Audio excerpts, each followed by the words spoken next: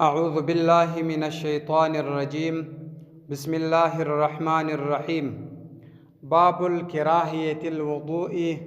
باب ثابت په بیان کې کراهیت د مکروهوالي الوضوء د اوداسه چې اوداس په چی شي باندې مکروه کیږي دغه بیان دی. وهي د مکروه د اوداسه چې دی سته شپږ دي. اول مکروه د اوداسه چې دی التعنیف تعنیف دی.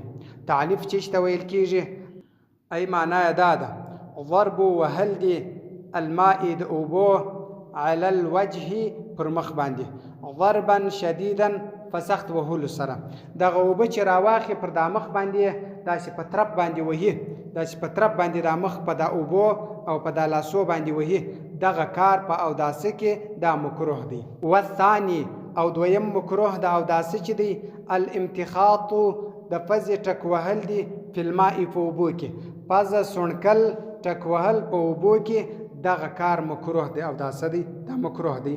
والثالث او دریم مکروه د اوداسه چې دی المضمضه د خولې پرې منزل دی والاستنشاق د پزې پرې منزل دی بيده اليسرى په چپه لاس سره پزه او خوله په راسته لاس سره پرې منزل کېده. په تیرو سبقانو کې درته تیر شوی وه که چیرې په چپه لاس باندې پرې منزل اوبه یې وراچولې دا کار چې دی دا مکروه دی. من غیر عذر بې له عذره راسته لاس یې جوړ روغ رمی و برابر و هیڅ عذر نه و ورته خو ده په چپه لاس باندې پزې او خولې ته اوبه وراچولې دا کار مکروه دی.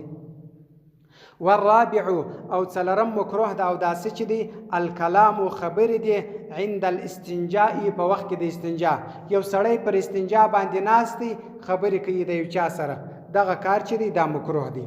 والخامس او پنځم مکروه د اوداسه چې دی القاء اچول دی البول د بول والغائط د ګندګي فی الماء په اوبو کې بول کول او ګندګي کول په اوبو کې دغه کار مکروه د اوداسه دی. والسادس او شپږم مکروه د اوداسه چې دی النظر کتل دی الی عورته وخپل عورت ته یو سړی وخپل عورت ته ګوري وخپل ځان ته وخپل شرمګاه ته ګوري دغه کار چې دی دا مکروه دی یعنی ځان ته به نه ګوري دا خپل عورت ته به نه ګوري. صدق الله العلی العظیم.